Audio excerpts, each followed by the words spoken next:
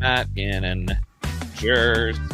We are back together for the first time of the boot season, of the boots year. We said Players Championship. We said TPC Saw. We've talked on this pod many times about our love for this place after getting boots down here for the first time. Was that our first time together getting boots down here last year? Yeah, it was. It was a last-minute effort, and we did it. So we decided to run it back because TPC Sawgrass is a majestic place. So I think there's no better way to start major season, you can call it that, than getting back together for Boots TPC Saw. Yeah, tremendous day. I hopped on bright and early flight from New York, got down here. You already heard from the night before. You got there early. You were complaining about the temperature early, but by the time I arrived, t-shirt, shorts, not too hot. I thought it was perfect weather today. You said it was a little cold when you first got here. Yeah, when it comes to temperatures, I'm not a good barometer, truthfully, because I am always very cold. When it gets below 70 degrees, I lose it. And I mean, it was pretty cold this morning. It was like 58, and then that for me is basically freezing. So yeah, I was not happy in the morning, but as the day went on, I actually made an effort to go get a quarter zip or a pullover because I was that cold.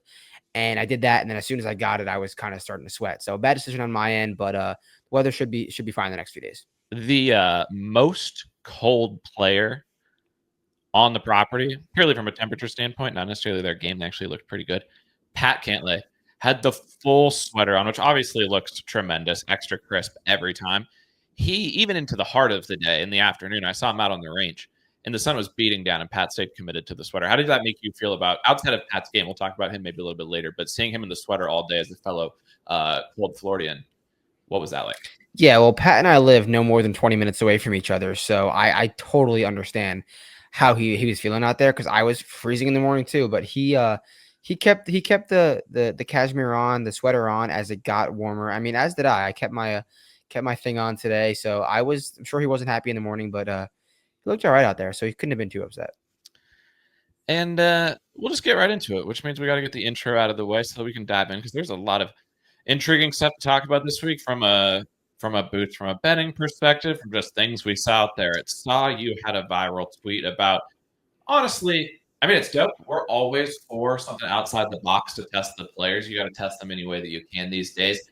The tree on six is a topic, obviously, that we need to get to. We'll get all to that in just a moment. But as always, listening to the pod on YouTube or on your favorite podcast network, toss a like and subscribe. Again, if we earn it, a 5-star review, those types of things we really appreciate. And then always massive shout out to all the subs, everybody in the Discord, everybody on the site. Who allows us to keep this going. If you want to join that awesome crew of people that, we've run into people now out at the course, which is awesome. I've even run into some people right before I got there. Just love it. It's great. I appreciate everybody who supports it. If you want to join that, it's $9.99 for the weekly, it's $4.99 for the monthly. And I said it a million times, I'll say it a million times again. We can't do it without everybody who supports this. I really appreciate it. It allows us to have awesome days like we did today out at TPC. Saw anything else you just want to add to the intro before we dive in? No, yeah, again, appreciate you guys. It's not a cheap getting out on the road every single week. It's a lot that goes into it, but it's definitely rewarding on both ends. So I know you guys getting a lot of great info. No other insight like it anywhere else online. So let's keep it rolling. Let's hit a winner this week. And the merch. You were wearing the shirt. The merch on the pod on Sunday. I had multiple people reach out to me saying didn't know that you guys were in the merch game. We're easing into the merch game, but just like I think I tweeted about this, like doing this many boots this year, you kind of had the idea, like, let's do more boots. And I was like, I don't know, let's see. It's been awesome. Very cool.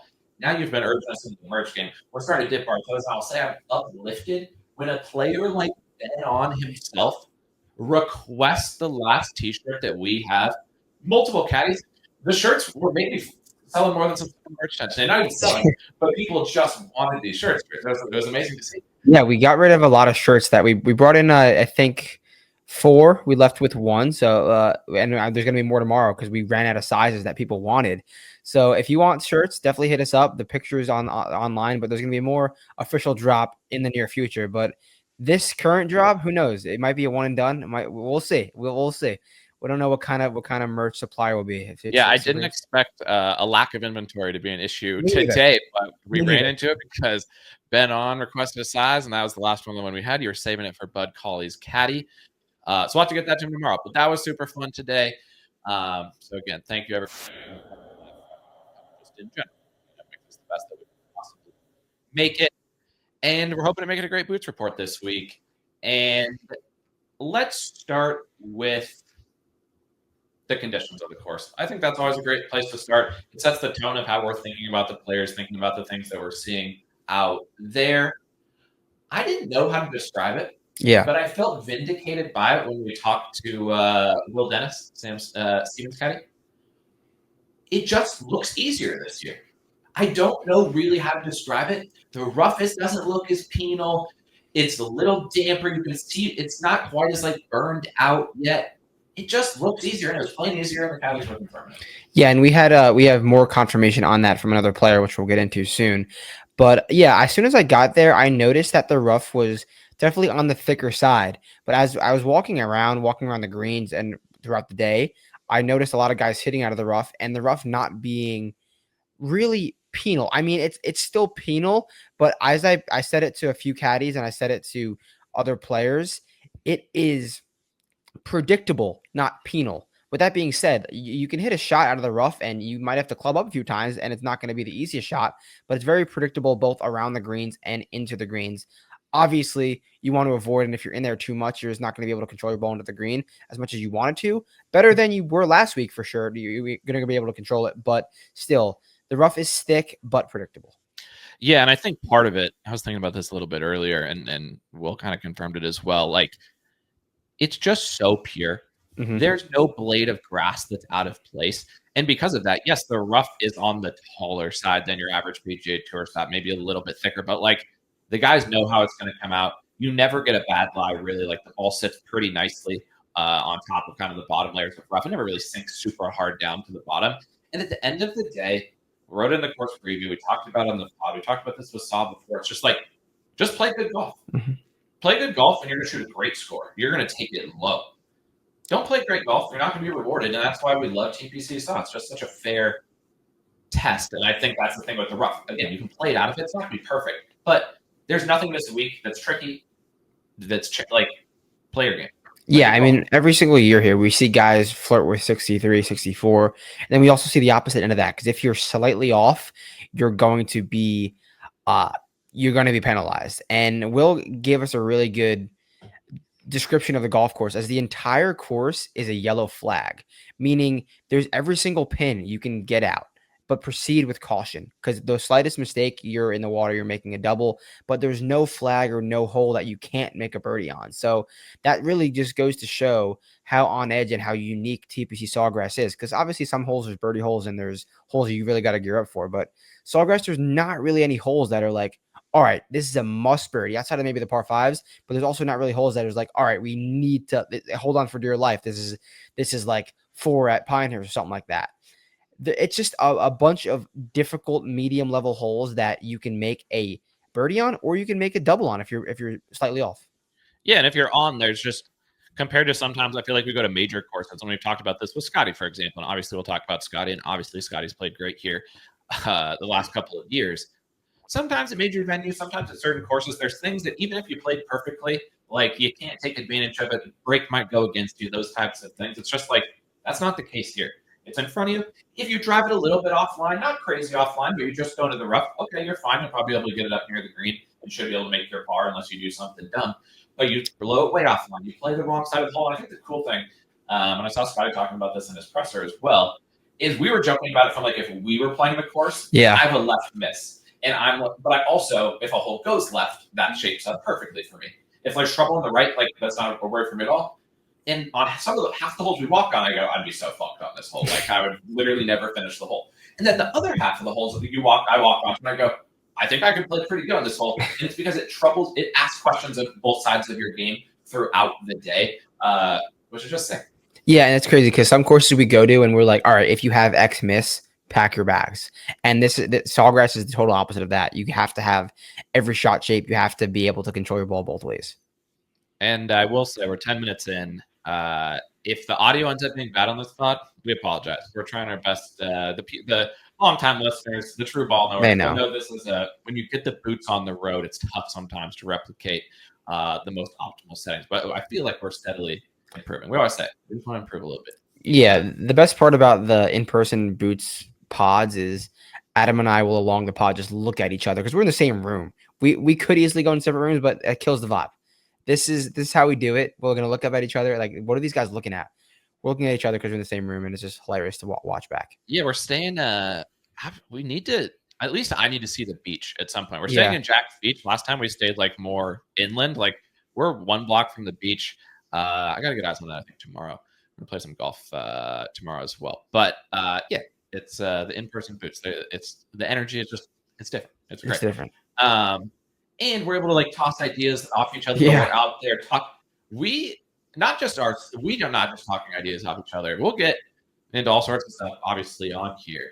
But I need to mention the fact that Sam Stevens' caddy, Will Dennis, incredible friend of the pod now, he was legitimately looking for your insight on how to play the 12th hole. This wasn't like he just was curious what you thought. He was factoring into how Sam Stevens is going to play the tournament this week, how you thought to play the 12th hole. How did that feel? What was that like? I mean, ball knowers know ball knowers. That's all I have to say. But yeah, 12th hole, par 4 that you have to make a decision on off the tee. What are you going to hit? And he was wondering what Steven should hit. Should he take the risk or should he lay back? And we both were kind of on the same page about it, but it wasn't really too in depth of a conversation. He kind of just wanted to just like know what the numbers would say, what my thoughts were. And I'm sure all the caddies and all the players have similar thoughts, but it was just funny. So if Sam Stevens wins, it's a win for Vince Eriks, and we're going to take a good percentage of that paycheck.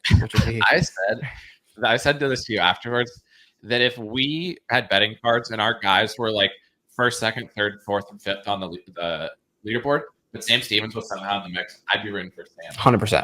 100%. It would be so awesome if he could get into the mix this week. And I think that conversation was useful also for our context of thinking about for sure. In that, take advantage of the par 5s. What we talked to Will about a lot. We're like, take advantage of the par 5s. You can play the par 5s, and I genuinely think you can. Like, all the par 5s here are sick, first of all. Yep. Generationally sick set of par 5s, except for number 2. Number 2 is a semi-unserious hole, but you can still get into a little bit of danger from time to time. But 9, sick hole, 16, sick hole, and 11, sick hole. But, again, it's right in front of you. You don't need to overthink it. You know what to do on every single hole. There's no – the guy like JT, who we can talk about now. We talked about JT and his fancy shot selections. We'll talk about him a little later, but those type of decisions, you don't need to do them. You don't need to do them. You just don't do them. We're talking to Will about that. Take advantage of the par 5s. You do that, even though they're tough. You could shoot 12 under on the week on the par 5s. Certainly. You might be able to do better than that, honestly. Yeah. If you're super dog, Scottie might birdie every single one. Yeah, and you could easily make a 3 on one of them because a lot of them have irons into that.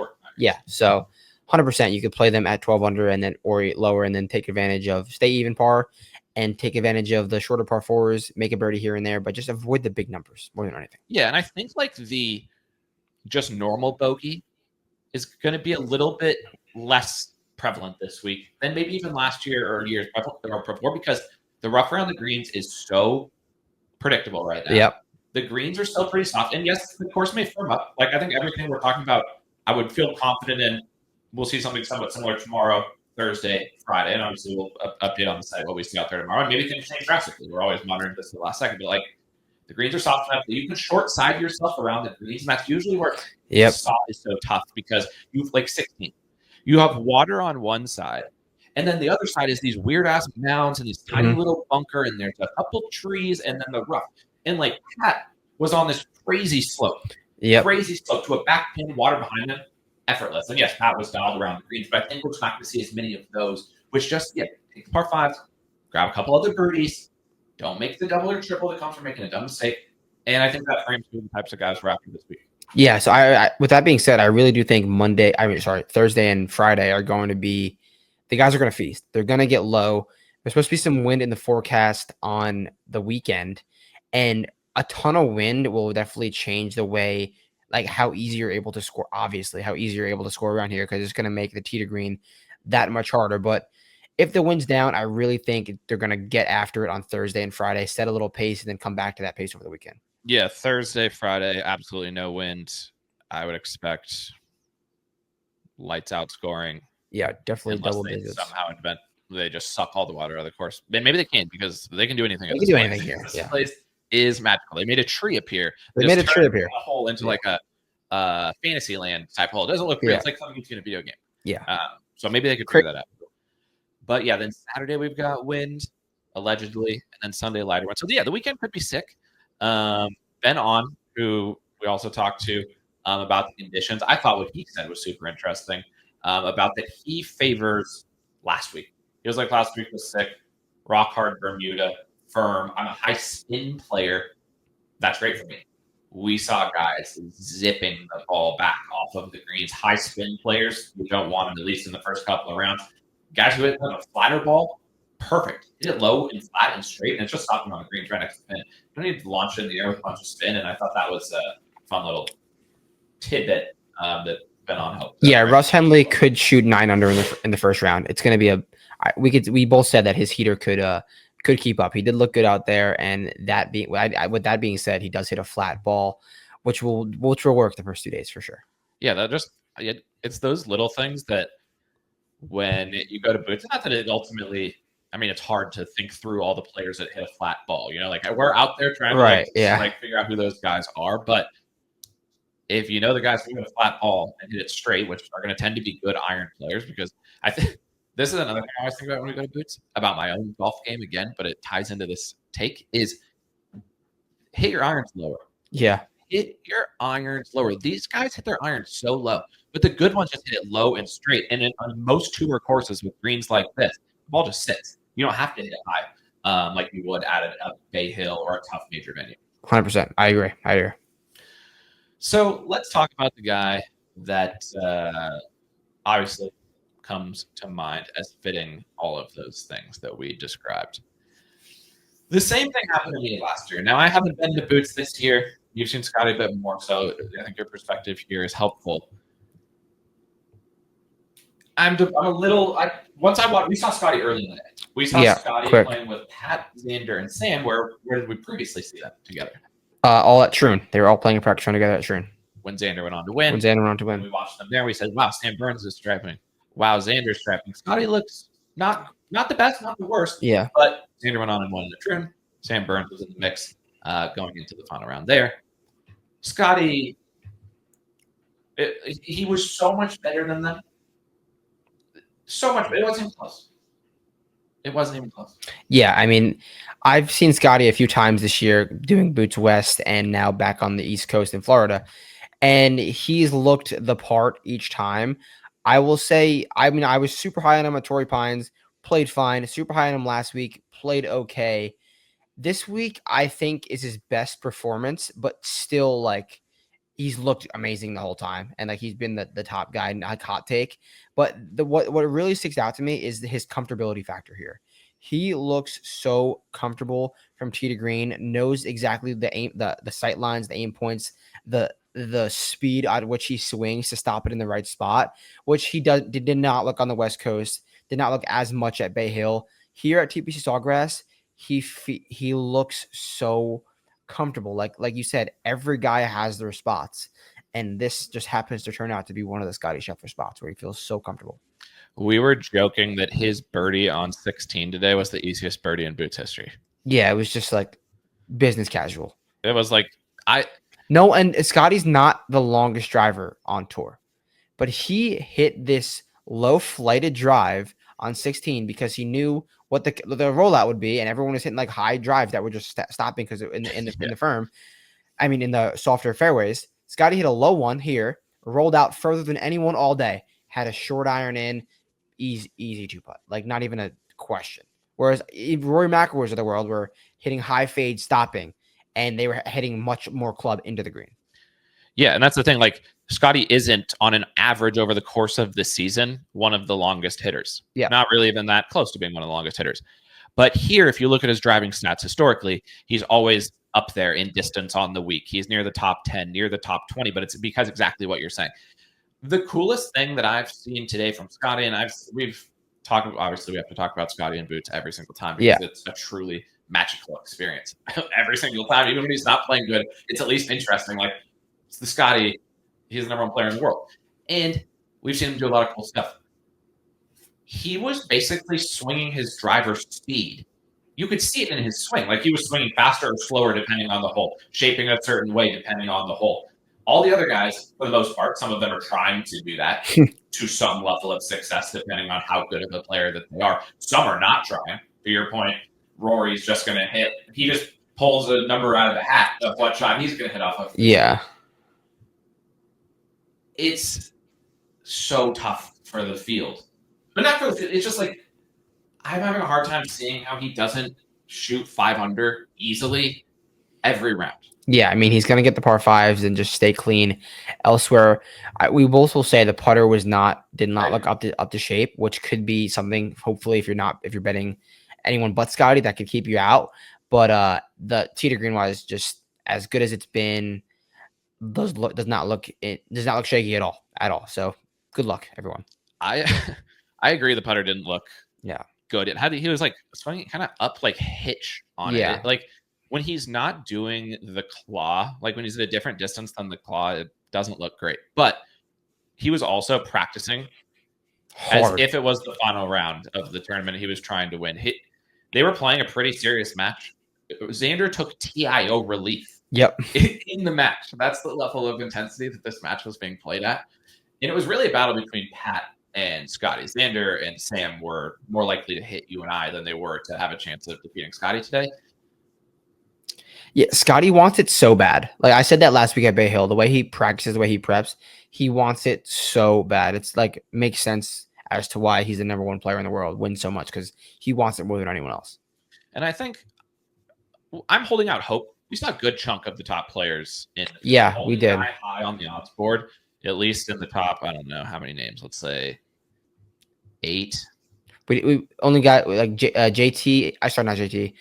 Tommy and Ludwig, only guys we really didn't see. Yeah, Tommy and Ludwig are like the normal top of the board guys, and Decky. But it doesn't matter if we see Decky or not, because you don't want to see Decky at boots. Don't want to know about Decky, and we're saying that because Decky could look terrible, like bad. He'll look good. One-handed finish on TV, hole in one. Like, you just can't. Yeah. It's not worth it. But as of this moment, I don't think you're there yet necessarily. Right now, I'd be leaning towards the without Scottie market, because I just was like, I don't see how anybody that I saw today could beat him. But that doesn't mean there's guys that we see tomorrow that couldn't. And I totally agree with you on the putter. That's a legitimate concern. It's just, I'm going to need to see another guy generationally striping to match Scottie, who then could try to beat him in like the putting aspect of it. But his tee to green number this week is going to be as astronomical. It will be astronomical. Have you ever bet in the without Scottie market before? No. Okay. My first time was this year, obviously. So it's a fun ride. It is a fun ride. So hopefully, welcome to the dark side. I will say the reason I'm considering it too is I wouldn't, mainly because I'm not considering the Scottie and Rory without. It would solely be Scottie. I'm happy to take on any of the other players. But there's some guys that we haven't seen yet who fit the style that we're talking about. They can generationally stripe and they're not afraid to make a lot of birdies, that I'm intrigued to see. A guy that I will say, and who knows if we end up betting him, thinking he plays good, whatever, but a guy that we talked about, not from I don't think you need this. You just need the shot shapes here. Tom Kim. Tom Kim's a bit of a forgotten man this week. I'm intrigued to see Tom Kim tomorrow. Yeah, we mentioned him during the day because he is a guy who can really make his hay tee to green. The putter is going to be tough to predict. The putter's been bad, but I do like the way his game sets up for the style that we're seeing, especially with that low traj driver that will roll out and some lower irons that could be really nice here. So I do like Tom Kim as well. When you just think of like the guys you're after this week, it's just keep it in front of you, stripe, make birdies. You want guys with a good birdie or better percentage. You obviously don't want guys who are reckless. That's not going to work. Cam Davis style of players. Shout out CD, leading the PGA Tour in birdie or better percentage this year. Never really, that just adds another star on the glowing It feels like it's like a proud father moment. That's how I feel about CD. And watching CD out there, he was so upset today.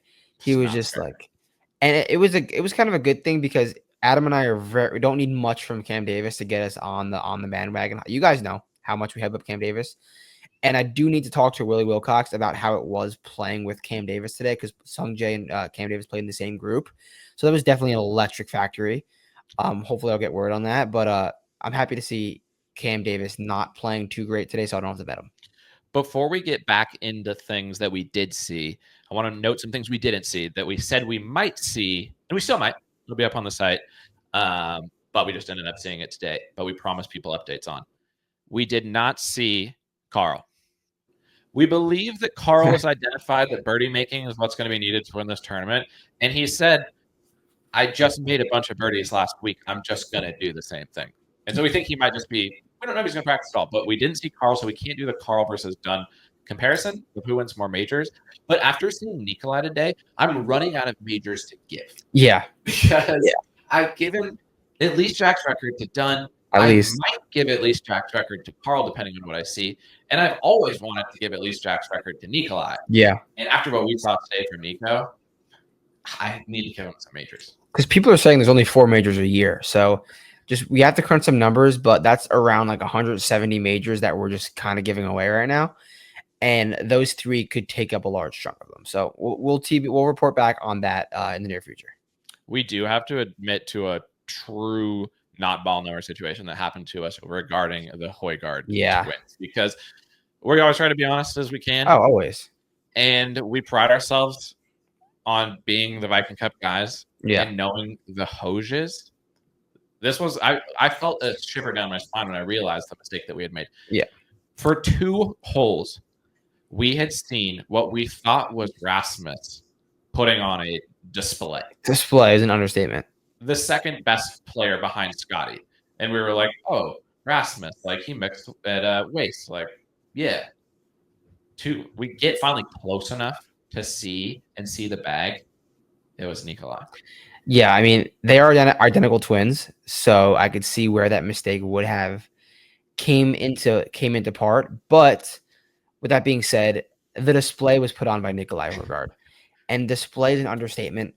The dude looks like a DP World Tour champion, beating John Rahm, Rory McIlroy, and every other great golfer in the world. Victor Hovland as prime, Master champion, beating Scottie Scheffler and Ludwig and Collin down the stretch last year, as he did. So yeah, Nikolai looked awesome. Yeah, so we did see Nikolai. Vic, we did not see Vic, but you just mentioned before we got on the pod that Vic could win the tournament, but we haven't seen him, so we can't make any definitive statements. The conditions make sense for Vic, and he did hit it well last week. But I mean, we talked about last week how we never see Vic, and the Norwegian reporter reported why that was the case, because he only practices short game now, and he's not on the course. So with that, I really don't think he could win because his mind's not there. But the way this is set up, it makes sense for Vic. Yeah. And I think for me to consider him, I would need to see him playing the course tomorrow. We're going to get there early. We're going to try to see as much as we can. But yeah, as we've been saying, let's just go play golf. Yeah. And speaking of that type of a situation, we have to talk about another thing that we talked about on the Sunday pod. There's 2 things we talked about on the Sunday pod that we did see. And I had a good feeling that this was going to happen. Like when I gave the take that Collin was going to go like over the top practice, like to the max, I was pretty certain about it just because they've seen it. Like that's just what he does. Yeah. And I thought it was so interesting how last week you had talked about how relaxed his prep was. We see Collin at the same spot we saw Collin last year doing this exact same thing at Sawgrass. Just braining a pretzel, talking a mile a minute, filming every swing, trying a million different shots, hitting balls everywhere. JJ looks like he's not even doing anything. He's just walking around. JJ has definitely not slept since Sunday. No chance. Okay. No chance. And yeah, last week at Bay Hill, I spoke about how it was the most relaxed I've ever seen Collin. I thought it could have led to good things. Clearly, it did lead to good things. And now he obviously didn't win that golf tournament. He's questioning every single thing he's done when he's simply playing good golf, and he doesn't need to change anything. But now he is grinding. I posted a video on Twitter. shooting flags on the back range where no one's at the back range, and going shot for shot with his caddy, questioning everything. I mean, with his coach. Tough scene, mental pretzel from Collin. I legit feel bad for him. I tried to he just looks so down. So down. And so and sometimes we do this, and usually guys are they're happy about it. Yeah. And I think I just said go get him this week, Collin, or something like that.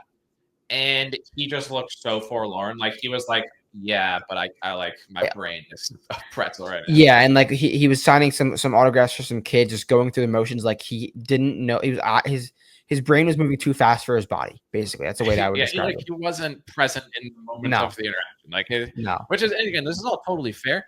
We're just saying that thing we talked about on Sunday that we were guessing. It came true. Was we were laughing because it came true so hard. I mean, I was genuinely shocked as to seeing what we saw from Collin today, because we couldn't have said it better. It was our best prediction of all time. And it was just I said before the week on Sunday, I said somebody should take his clubs away from him. Say you can practice for 9 holes, because what we heard, we didn't see this specifically, but I 100% believe it. And I this is funny. This is true.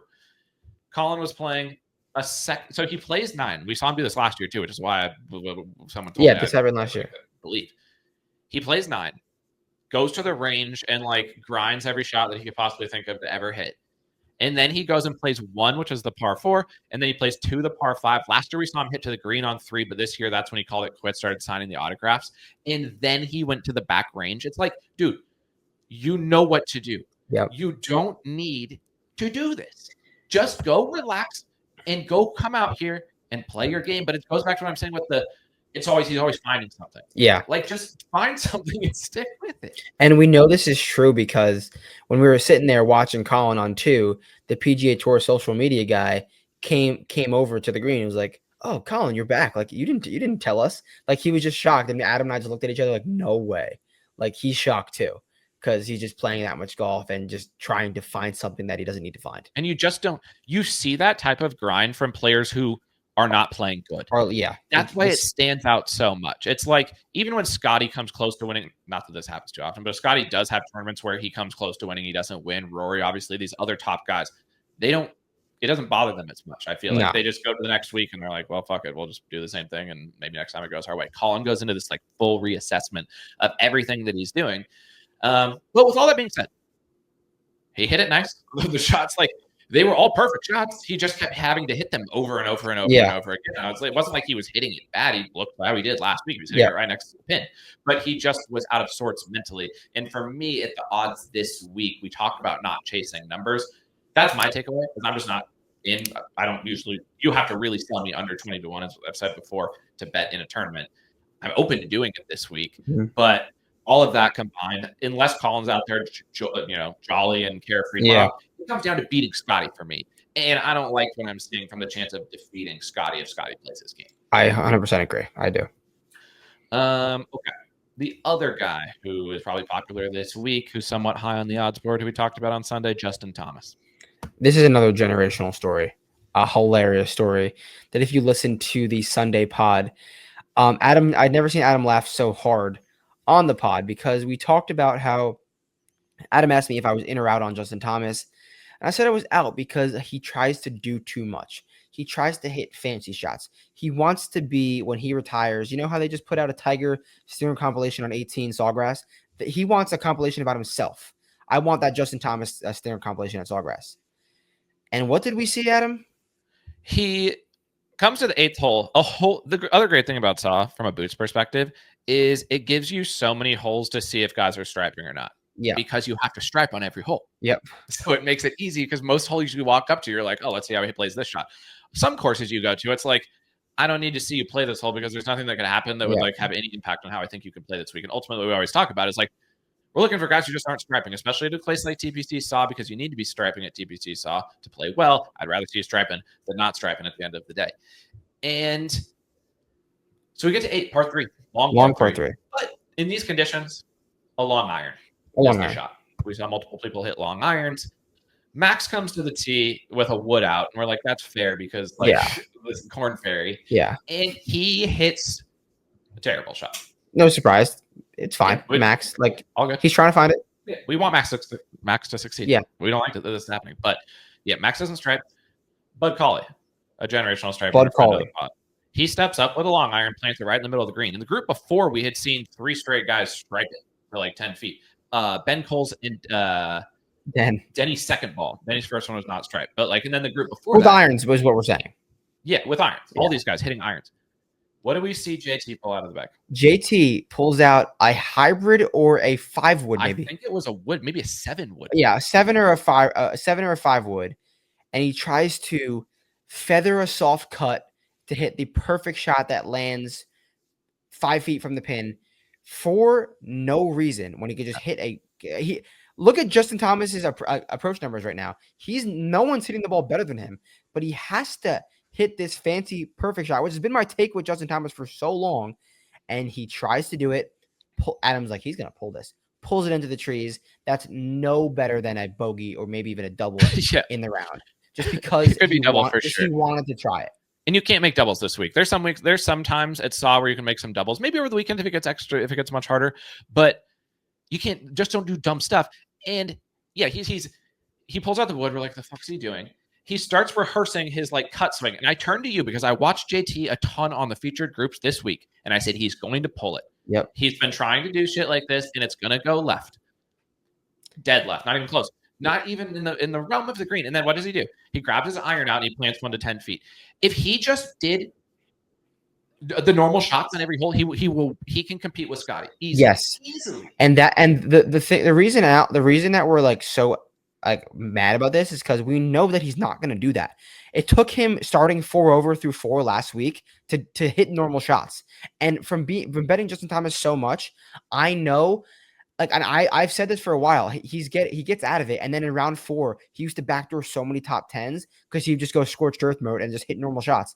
He wants to hit those highlight shots. He wants to hit those perfect shots that look so cool when he performs them. And he's one of 5 guys in the world who can pull them off.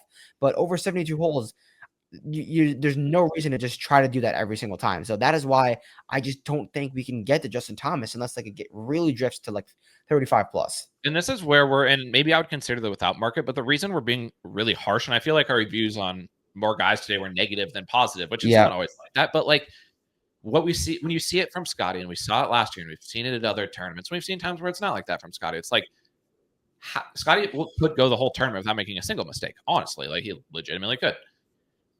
JT can't. He like unless something changes tomorrow, where like he got bolt of lightning. Like no, someone has to get on his bag. Someone else, like you. like. But I think Matt Minister is a good caddy. I think he gave up. Like that's what you said. And Bones is a legendary caddy. Yep. He kind of gave up. Like it checks out. It all checks out. So I will say, what is the current number? Because with all this being said, the reason we need guys who are actually capable of beating Scottie. And Justin Thomas can beat Scottie if he has a normal mindset, which there's no reason for us to believe that he will. There's so much that goes into golf, guys. And I really don't think he's going to bring that to the table. I would be in probably at like 35. That's what I said. The best right now is 27. Over at Bet Online, you can get a 30. The price has been drifting. It might keep going, especially. I mean, we never have ever done this person. We never would, but we're shitting on JT. That's probably not helping his odds, I would say, on the week. Who knows? So maybe there's some drift there on JT. But even then, like I'm probably. I just don't do stupid things. He started the tournament. He's gonna do like unless. I don't know what there's. I can't. Yeah. If it was 35, like I have to just be out. I think. I've always been out on JT. Yeah, you can't chase it. I can't see the exact same thing that he's doing now and see no like sign of improvement and go against Scottie. I'm with you. But yeah, it's frustrating. All this stuff is frustrating because it doesn't do us any good to not see any guys who are playing as good as Scottie. Yeah, I mean, that's what we want to see. Yeah, we want everything. I've always heard this. It's true about like investors. If you're like pitching an investor on something, the investor wants to believe in what you're talking about. Like they're looking for good stuff to happen. Yeah. They're in the business of good things happening. We want to see somebody generationally striping at like 50 to 1 or 30 to 1 who looks like they can beat Scottie. And right now, through at least the first day, it's hard for me to think of a single player who I trust. Yeah. Any number. No, right. I mean, if we see them, they'll be reported tomorrow, and they will be bet for sure, and hopefully beat Scottie. But as of now, it's tough to see. It really is. We didn't. We did see Russ. We gave a shout out to Russ's caddy on the victory. The Russ camp obviously is in wonderful spirits, Yeah. as you would expect. And Russ though continued to look pretty focused. The Russ report hasn't changed for me all year. He's been striping since 2025 started, and he's been grinding around the green like I don't know who to describe. I don't know, like prime Min Woo Lee around the green. He's just like hitting so many around the green shots, just trying to get great there because he knows how confident he is tee to green, just hitting fairways, hitting green. So he's just trying to refine another part of his craft, and clearly that paid off and sets up for again well this week. Sets up well for sure. Xander, we don't need to give the full report. There's a good quote up on the site. Yeah, we'll leave that to the site. Big report on played with Xander at API. And an interesting take on where Xander's game is at. But we always owe the people a Xander report because Xander is your guy. The brief report is we're good. Not there yet. I think he's working towards Augusta. That is genuinely what I think. Yeah, definitely not there yet, but there's some more in-depth stuff because we've seen a ton from Xander the last 2 years of boots. So we know X, and get on the site to see what we saw from Xander. It's also just so interesting. Like you saw him last week. Last time I saw Xander boots was at Troon. We know what happened at Troon. Like that's the last thing I saw from Xander. And we were joking about it today about just the tournament and betting in general and like last year that the reason you bet Xander at Valhalla and at Troon, it's just like you start running out of guys who you think could actually win the tournament. Yeah. And Xander last year was just so steady. We bet Xander 3 times last year. The Players, Valhalla, and Troon. Very could have been 3 wins. And it's not that right now. I'll tell you that much. It's not. And I still think I said this last week. It didn't come true. I think he's there for like a spike day. Yeah. And I could see him getting into the he something starts to click, he plays better. But like again, purely from a competing against Scottie standpoint, like the number and I'm merely saying these things in the context of like what are fair numbers on the other guys. It's not that I don't think the number on Xander is somewhat reasonable, like he's 30-1. I'm just saying when I saw what I saw from Scottie, I don't think it's one of those weeks where like anything could happen. I think you just need to be dialed. Yeah. To have a chance. 100%. We didn't see Lud. I'm excited to see Lud. Yeah, Lud will be early eyes tomorrow, hopefully. Would you change the chart for Lud? Hell no. Okay. Hell no. This is what we owe the people. We have to ask that every week. Yeah. Every.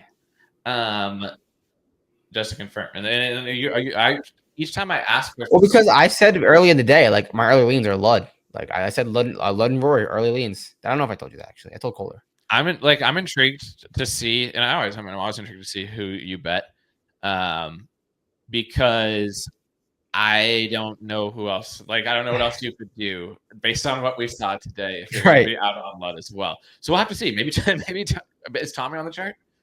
Oh, I cannot bet Tommy. We need to see Tommy tomorrow. Want to know who hits a straight low iron shot? You want to know who looks perfect in practice rounds? Tommy Fleetwood. Want to know who mixed against Scottie on a water golf course at the Olympics, which is basically the 5th major? Yeah. He finished 2nd with us. You were on the Tommy Top Market last week, weren't you? I was. Yeah. Maybe it was a week early. We'll see. We'll see. We didn't see Tommy today. But this is what we owe the people because we wrote up on the site. There's a couple things that happened today. The Collins thing and just like the fact that was exactly as we thought it might be. And then we saw something take place today that in my opinion was the worst strokes gained caddying in prep I've ever seen with Corey Connors. Oh, this is a segment. I forgot I forgot about this. I did too. I was scrolling. Luckily I was scrolling through. We would have been devastated if we forgot about this. We would have had to re-record the entire pod. Easily. Because we specifically wrote in the Boots report for the people who are not on the site, listen to what we're about to say on the pod. Because this is crazy. So start it up. You famously last week picked Corey Connors as random Euro of the week, and he played great. Yeah. And you had also, Connors has been a player that you've been solid. One of your best calls across all the tournaments, I would say, this year is Corey. So why don't you set up what you were seeing from him, and then when he gets to 18, we'll talk about what happened with and also talk about the fact that there was those all 3 holes that we saw him. 16, Okay, he hit with right on the green. Yeah. So long story short, Corey Connors early in the season, I saw the least dialed I've ever seen Corey Connors. That resulted in poor golf. He was not dialed at all. Last week, I saw great things from Corey Connors. I said this is going to be the easiest top 10 of his career. Almost won the tournament. This week, Players Championship, golf course that sets up for him perfectly. He should be confident. He hits fairways and greens. So we see Corey Connors out there, middle of the fairway on 16. No big deal. There's players walking up towards the green to the left. And Corey Connors, is like, you know what? Fuck it. I'm just going to hit a high draw around him. 20 feet. No, not a big deal. And then on 18, middle of the fairway, I'm not sure who was in front of him exactly. These guys could not have been an inch off the green. Connors' ball was landing 8 feet for birdie. Not a problem. And then what happens next? Yeah, so Corey's generationally striping. When we talk about guys who are hitting it as good as Scottie, Corey Connors. Corey Connors for sure, 100%. Striping. We had hope in Corey. We were like, the putter hot. He got a new putter in his bag. We were debating. We were like, can he make enough birdies? That was our concern before this. And he said, Adam said, Corey Connors might hit 72 greens and 72 fairways this week. It was on the table. Yeah, so we're seeing that from him. We're like, fuck yeah, Corey. He stripes into 18 through like the crowd of people again. Boom, right down in between them. He was hitting with, I can't even describe how the people were legitimately on the green on 2 straight holes. I've never seen anything like that. Goes to show how confident he was. 16 and 18, tough approaches. So confident with where his iron shots are going. So he does this. Next, and he's playing with Pendy. And Pendy is driving it a tiny bit further than Corey, but not as accurately, and just not looking in the Corey is wiping the floor with Pendy back to alpha Canadian vibes. Nick T and the rest of the Canadians were not there, so we only could compare them. But Corey back at least ahead of Pendy in the Canadian pecking order. Connor's caddy now is walking towards us. We're deep in the pine straw, right of 18. Right of 18. You know TPC Saw, you can picture you got the water left. A lot of guys blow it right. But one who's not blowing it right and is never going to blow it right because he's generationally striping, Corey Connors. He's just hitting it down the middle every time.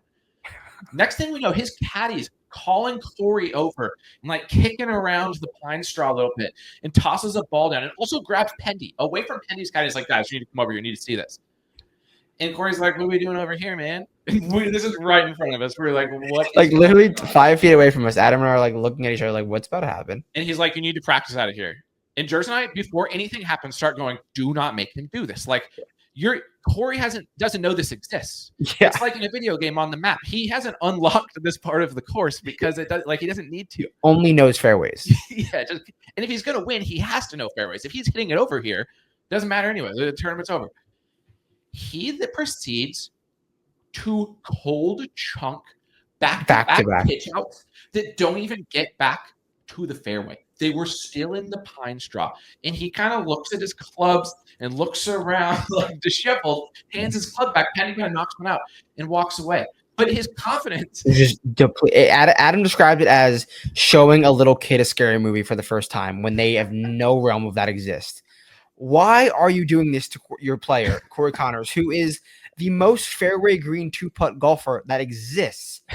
And now he's like, oh shit, there's rough and pine straw over there. I can hit it over there and make a bogey. Yeah. He didn't know this existed. He saw the water left and he was like, that's fine. I'm just going to rip one down the middle. Corey Connors to finish inside the top 20 was the most mortal. I would never say anything's a mortal lock. The most mortal lock of all time. And now his career is in question. There's a yeah. If Corey, I'm like at this point, I don't know if like we'll need to see him tomorrow.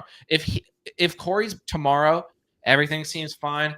If we see him drive 18, but unless I see him drive 18, it's nothing else he could do will matter to me because driving 18 is one of the most important shots of the season. Yeah. Of all of the hard shots that exist, the penalty is probably the highest because like a lot of the other problem holes are like a par 5. You hit in the water, you can still make par. Obviously 17, but in these conditions, 17 is not difficult. And now, like, it was quite the situation. So if Corey Connors happens to head to the Corn Ferry Tour, you know why. And this is yeah. We're gonna have to see. We're gonna have to see because I agree. Like we just had a guaranteed money basically on Corey Connors top 20, and now we don't have it anymore. Like it was all Corey had to do was walk to the green from where he was, hand his putt back and leave, and he was. He had the putter in his hand. Yeah, he had the putter. He had the putter in his hand, and Corey Connors' caddy was like, "Nope, come, you gotta hit this punch shot. You gotta hit this punch shot." And who knows how it's gonna end up? And it wasn't like they were bad. I could have hit better pitch outs. Oh, without a doubt, it was like Corey Connors never held a golf club before because he's never been there. Shots. Unreal, yeah. Unreal that stuff. That was unreal. What was the? Oh, I know what it was. The best shot we saw today. Oh yeah, the shot of the day, Patty Fish. You guys could have guessed that. Patty Fish, he shot on 10. Well, 10 is the one of the first golf shots, 10T, visually that took my breath away when I saw Sawgrass last year. I was like, this is the most visually intimidating golf shot I've ever seen. Patrick Fishburne, mini driver, teed up about 3 centimeters in the air. He said to his caddy, "What's the 300? What's the 300 number? So what's the 300 number?" His caddy pointed to a direction. He said, "Okay." So yeah, that was shot of the day. Patrick Fishburne. I will say, we have also an idea for. Well, this reminds me of 6. We need to talk about 6 after this. The tree. Oh yeah, tree. 10. If they moved the tee box back to the putting green about 20 yards, it would be. It's already a tough tee shot. Yeah. I think they should do that. If they're thinking of new, because what I like is they know this course has gotten too easy. Yeah. In this time of year, in these conditions, they got to come up with quirky stuff. Let's move the because that would be they would have to hit driver because guys hit less than driver off 10T, so it would just be a driver that you have to turn right to left. Yeah, just hit it that shot. It's the opposite of Tory. At Tory, you have to hit straight every single time. Yeah. Here, you have to shape every single time. Yeah. So why doesn't this get as much hate as Tory? People just don't like Tory. Okay. Hole number 6. 6. I had seen some tweets, and I would say most times that we go to courses, you see some tweets about there might be something new, there might be something out of the ordinary, there might be something interesting to check out. And I met you by 17. We honored Brian Fox's hole-in-one. That was the very first thing I did. I wanted to get there and pay my respects. And guess who was there? What was the first shot I saw today, Drews, before I saw you? Billy Horschel. Billy Ho on 17, stripes middle of the green, makes a 20-footer for birdie. Dog. So I have a special connection with the 17. Yeah, he was playing the match for Florida. He was playing Sam Ryder. They were tied on 18, and Billy Horschel ended up winning. Yeah. But to see that, like I'm first thing I'm there to pay homage to Ryan Fox. He is in the tournament. I thought he wasn't, which would have made it way worse, but we saw him. Yeah. And then for Billy Ho to be there. Yeah. It's awesome. To start boots. I'm like, this is going to be awesome. We say, let's go to the front 9. Let's go to the front 9. Let's just see what's happening. We cross. We see Keith Mitchell, not Keith, friend of the pod, Luke the list. And we're like, we're not really seeing anyone. We get to the 6th tee, and it took us a while to notice. Because I didn't know what hole this tree was on or what it meant. Kind of looking around. Next thing, I don't know if it's you or me. We go, what is going on here? It's like Disneyland. Yeah, it's like Disneyland. I do have to say to the people of the tour who run everything, I posted a video of this, and I just wanted to spread awareness and show what the tee looked like because it's a visually intimidating shot. And normal weeks when I'm doing boots, I'm not allowed to take any pictures because I don't know why I'm not allowed to take any pictures because it's gambling related or whatever. So this week we don't have a credential. We're there as spectators and I can post whatever I want. So I post this tweet. It gets every major network is posting it because it's interesting. And all I'm trying to do is just like show everyone what's there. And I could do that every single week that I'm out there and find cool things. But I'm just trying to help you guys spread what's going on the golf course. But I get in trouble if I'm on a credential. So I just wanted to like have a little gripe and Ask the tour. This is the first ever like public service announcement on the pod. Like you feel wronged and you're like taking a stand against it. Yeah. So if we could talk about it, I'm not going to do anything I shouldn't. I just want to like share the course, and it's your course. So yeah, that's fair. And on the to play, and I totally agree.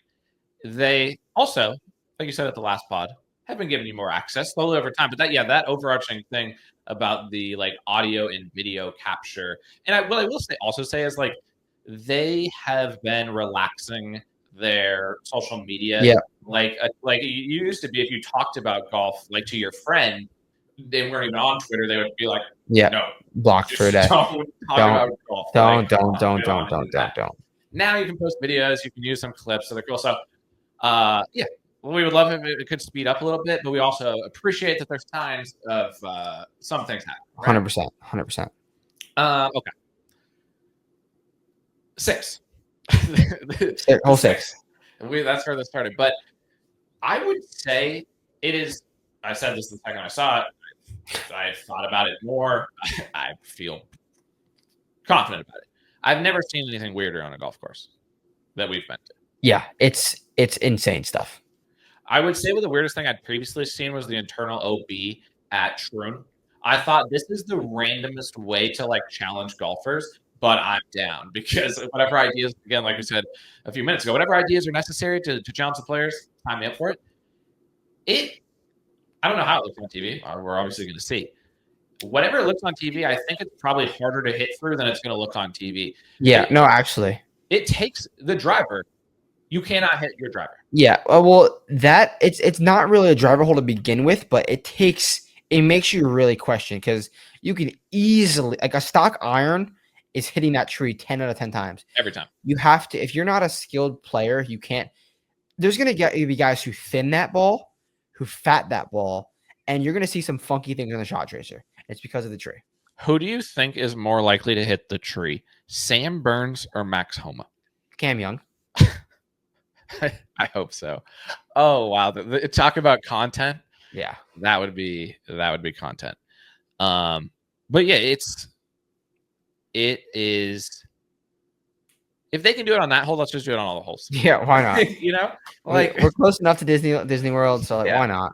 And there's something, and you even said it in the walk-in, the slats like the boardwalk entrance. It's like Disneyland, and all the players and caddies that we've talked to, like they love it. Yeah, it's the best week of the year for them. They get treated so well, like everything's perfect. Let's just keep going. I mean, in the world of TGL with quirky things, let's make one golf course that's like fake. And TPC Sawgrass, as it gets easy over the next few years, let's just make it into an amusement park course. Yeah. Tunnels on the holes, like a mini golf greens. Let's do it. I'm in. Yeah, and make it like a skills challenge because that's what this is. 6 is a skills challenge. Yeah, because if you can hit like a 4-iron stinger, you don't care at all. You're like okay, cool. If you can find low 6 markets, Gary Woodland and Minwoo Lee, hammer. Gary Woodland. If he could design a course, this would be every single tee shot. You know they're gonna have. I mean, if they're smart, if they don't do this, they're not. Their brains are not in their heads. They've got to have a camera behind the tee on 6 that they're gonna. They're gonna do a thing that shows the trash. Yeah, they better because it's gonna be generational. It will be sick. So I'm down. I think there's a few other holes because, as we've said, most of the holes at Saw still present some sort of like test. Some not as much, but like 6 was a hole where there wasn't much going on. Mm-hmm.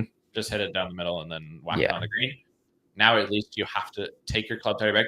What we wanted to do, another video opportunity for the tour, is I want a video of every time the guy got there who's played Saw before and then he walks onto the 6th tee because they have to be like, what? Like we talked to a few players who hadn't seen or caddies who hadn't seen it and told them what it was like. And we were like, yeah, it's really fucking weird. They're like, really? We're like, yeah. They're like, fuck. Yeah. It's interesting. And I don't think TV will do it justice because it is a shot for sure. What is the live odds on somebody hitting the tree or making contact in some way? Minus 1,000. I agree. Okay. Let's see. Anything else? I'm going to scroll through the players.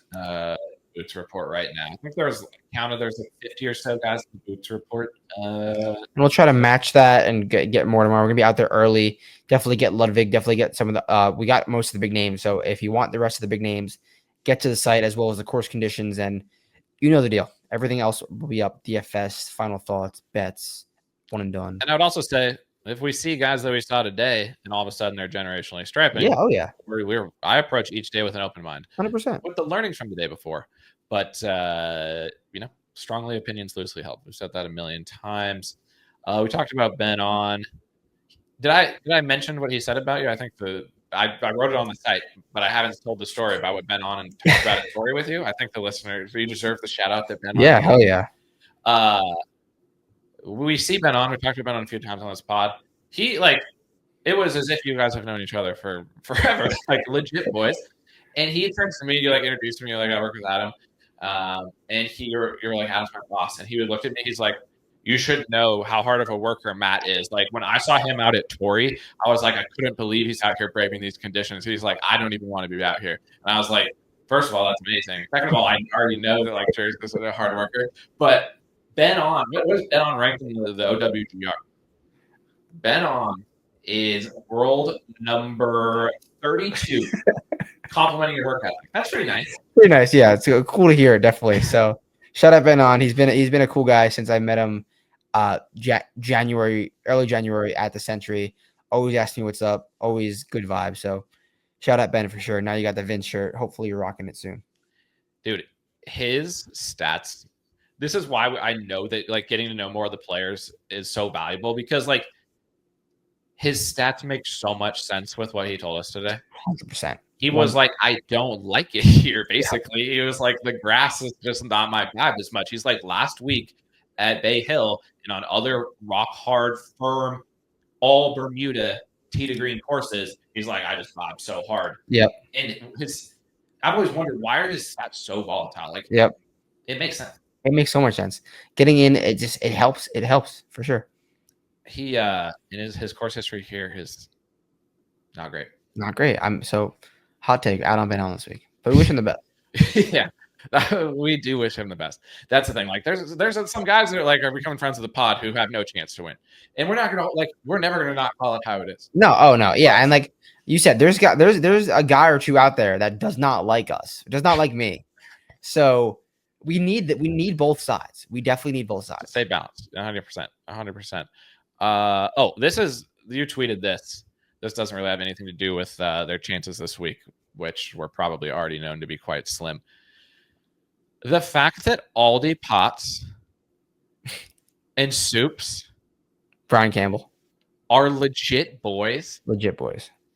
Because people in the golf betting community despise Soups. Not despise, but maybe.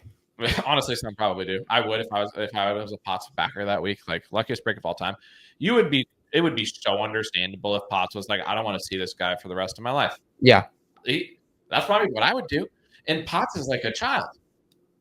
Potts is playing practice rounds with Soups, staring the man who defeated him in the eye and saying, my only way to be better is to beat this guy step one. He knows what the future of the PGA Tour is in terms of style of player, and that's Brian Campbell.